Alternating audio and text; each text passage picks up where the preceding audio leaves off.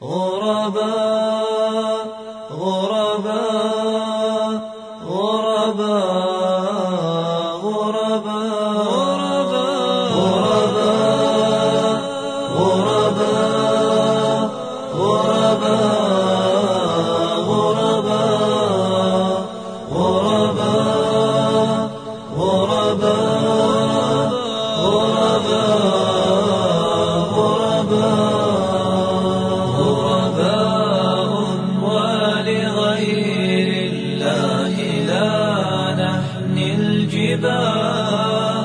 غرباء وارتضيناها شعارا للحياة. இன்ஷா அல்லாஹ் இந்த மாதம் உங்களுக்கு ரமதான் வந்ததுக்கு பிறகு அந்த நாட்களை எல்லாம் ஞாபகப்படுத்துங்கள். ஹிஜ்ரி 8 மக்கா வெற்றி கொள்ளப்படுகிறது. மக்கா வெற்றி கொள்ளப்படுகின்ற அந்த தினம் ரமதானிலே இருக்கிறது. ரசூல் ஸல்லல்லாஹு அலைஹி வஸல்லம் அந்த காபாவுக்கு அருகே சென்று அதை முழுமையாக வெற்றி பெற்றதற்கு பிறகு என்ன செய்கின்றார்கள்? லாத் உஸ்ஸா அந்த சிலைகளுக்கு பக்கத்திலே ரசூல் ஸல்லல்லாஹு அலைஹி வஸல்லம் சென்று சொல்கின்றார்கள், சத்தியம் வந்தது, அசத்தியம் அழிந்தது, அசத்தியம் அதனுடைய இயல்பால் அழிந்தே செல்லும், அசத்தியம் அதனுடைய இயல்பால் அழியும் என்று ரசூல் ஸல்லல்லாஹு அலைஹி வஸல்லம் தன்னுடைய குதிரையில் அமர்ந்தவாறாக அந்த தன்னுடைய கையில் இருக்கின்ற கோலால் இதையெல்லாம் அடித்து உடைக்கிறார்கள்.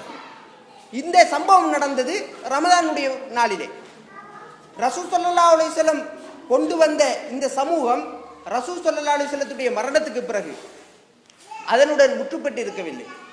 அதற்கு பிறகு பல சம்பவங்களை நாங்கள் பார்க்கின்றோம். என்ன சம்பவத்தை பார்க்கின்றோம்?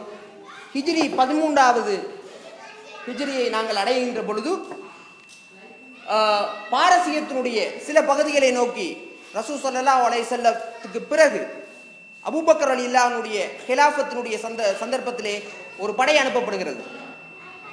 முத்தன்னா பின் ஹாரிதாவுடைய சஹாபி அனுப்பப்படுகிறது. அந்த படையை காலித் இப்னு வலீதுடைய கட்டளைக்கு அவர்கள் என்ன செய்கின்றார்கள்? அந்த பகுதியை பாரசீகத்தினுடைய ஒரு பெரும் பகுதியை கைப்பற்றிக் கொள்கிறார்கள். இவ்வாறு நீங்கள் ரமதானுடைய காலப்பிரிவியை எடுத்து பார்த்தால் ரமதானுடைய இரா பொழுது நின்று வணங்குகின்ற பொழுதாக இருக்கிறது.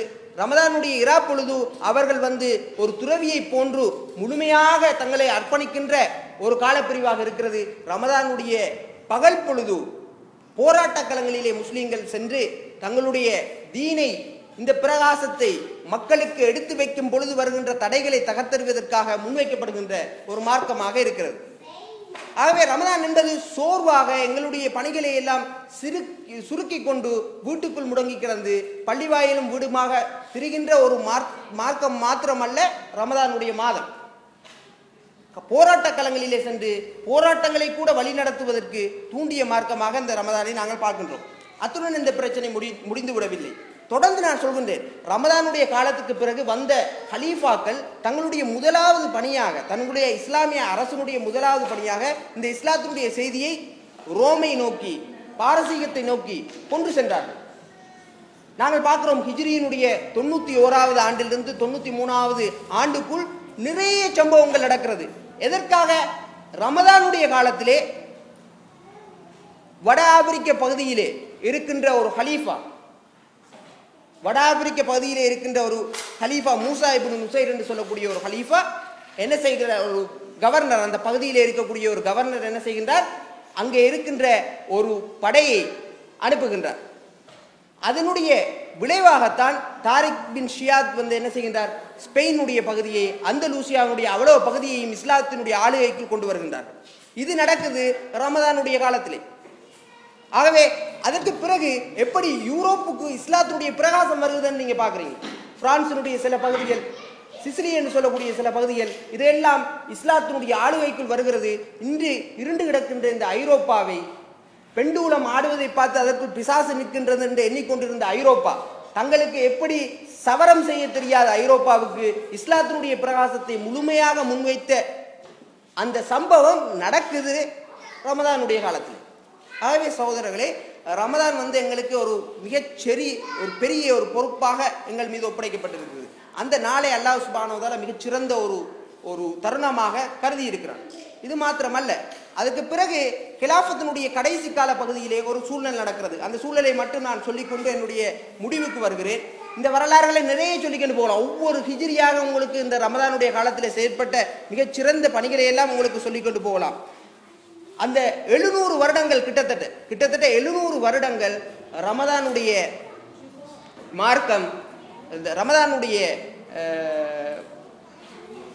காரணத்தினால் இந்த அந்தலூசியாவுக்குள் சென்ற மார்க்கம் 700 வருடங்கள் அந்த பிராந்தியத்தில் என்ன செய்கின்றது?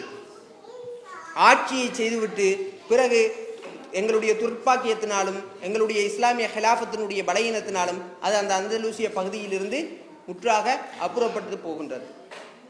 ஆனால் பைத்துல் முகத்தஸும் பலஸ்தீன பூமியும் ஷாமினுடைய பகுதியும் குருசேடர்களால், அதாவது சிலுவை யுத்தக்காரர்களால் முழுமையாக ஆக்கிரமிக்கப்பட்டிருந்த நேரத்திலே அந்த சிலுவை யுத்தக்காரர்களுக்கு எதிராக சலாவுதீன் அய்யூபி ஹித்தீனிலே சென்று போராடினாரே, அது ரமலானுடைய மாதத்திலே.